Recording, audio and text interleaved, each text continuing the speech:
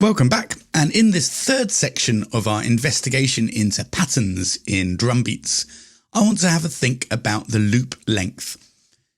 This has a lot of meaning both in the structure of your percussion sections, but also in the way that your overall track or piece of music feels and how much space there is for other instrumentation.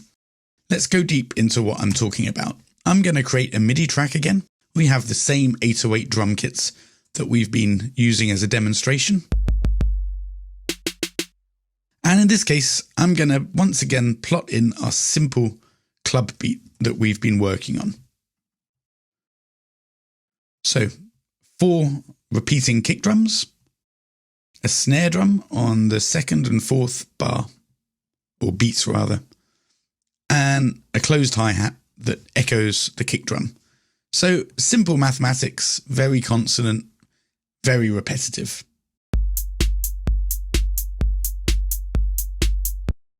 Okay, so you could say that this is actually only half a bar long, this loop, because this second half is the same as the first.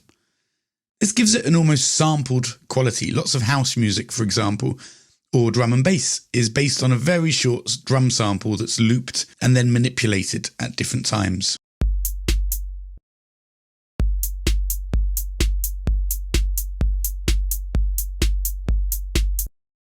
In the greater context of a song, this gives us lots of space to do other things. We might play pianos and guitars or synthesizers in a more percussive way. We might similarly add other percussive instruments and create polyrhythms.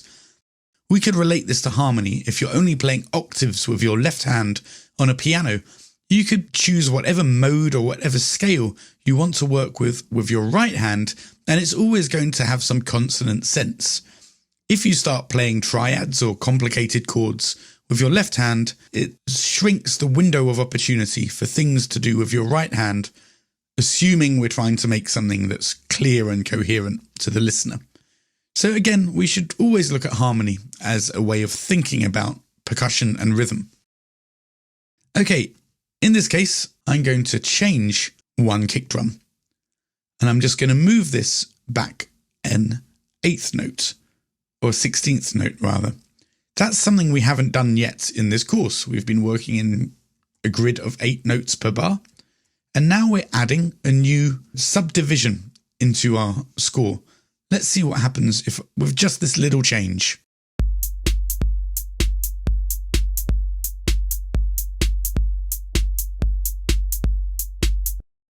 Actually quite a lot, I'm sure you'll agree. We set up an expectation with the first bar, then something's different, and that gives us a feeling of dissonance or slight confusion. And then we consolidate the ear. We kind of finish this off going back to a familiar place in the 4th section where things are once again on 8th note basis. So we've created a story. We've introduced an idea. We've repeated it to say this is the plan. We've then interrupted that idea. We have this kind of gap of slight almost anxiety in the listener. And then we come back to the original idea to say, hey, it's okay. We're back in a safe place. Let's listen again.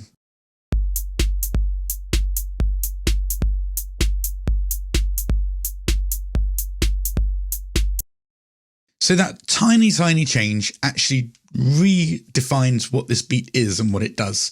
We now have a rhythmic structure that perhaps locks us in a bit more with the rest of our composition, that it somehow should obey or give place to this slight change here. That was a 4 beat, like a whole bar's worth of a loop. Let's stretch that idea out. I'm going to duplicate this and join these clips together. So now we have a 2-bar beat. So far, it's just the same idea repeating 4 times. I'm going to lose the downbeat of the second half. I'm going to move my snare somewhere else at the end of this first half. Going to move my kick somewhere else here in the middle. I'm going to add a kick at the end. Let's hear that.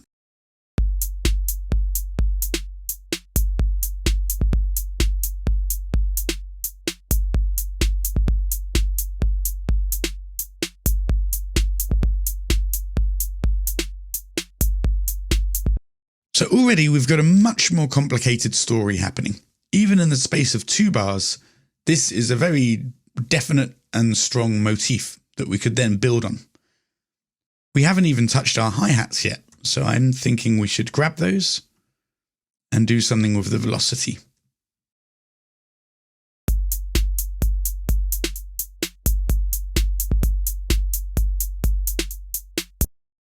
We could also move them into a slightly different place like this.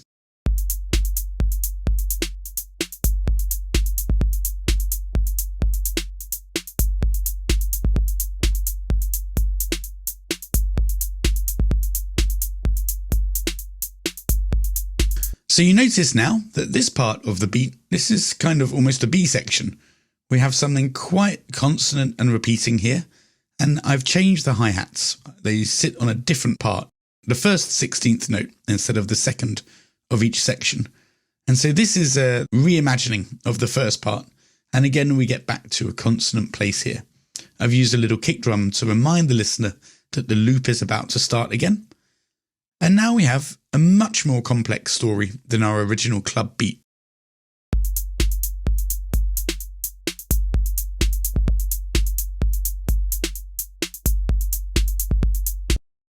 Finally, I want to mention a little bit about fills and variations. The last beat we had, I thought was quite interesting, but maybe a bit challenging to create a song over. It's already decided a lot about the tension and release in the piece, and I haven't even written music or lyrics or anything else. So maybe this is a bit, this is locking me in to create a very percussion-centered piece. Let's assume that I quite enjoy the simplicity of a standard club beat, and I want to write on top of that.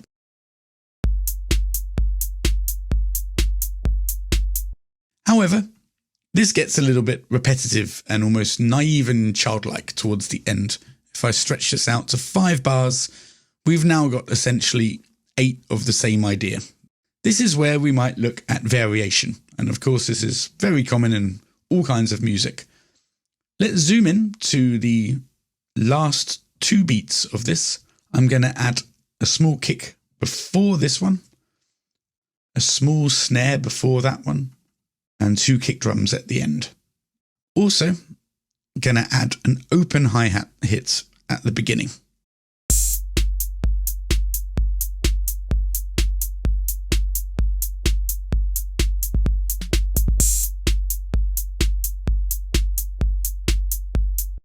I feel that this end of the first half needs a little bit of annotation as well.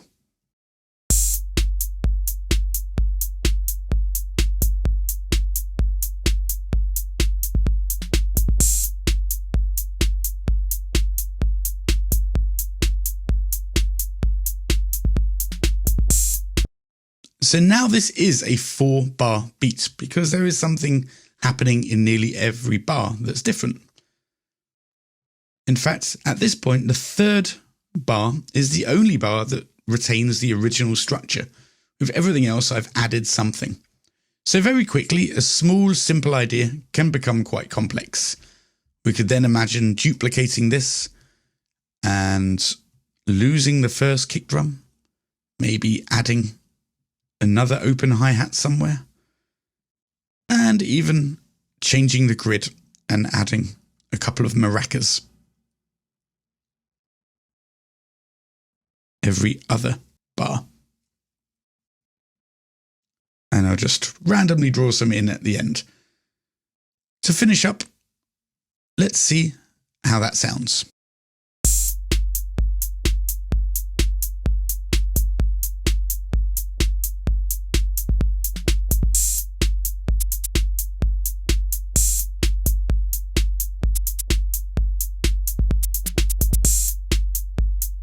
So we very quickly built up a beat that was really only 2 beats long into an 8-bar structure just by duplicating it and adding things at strategic places.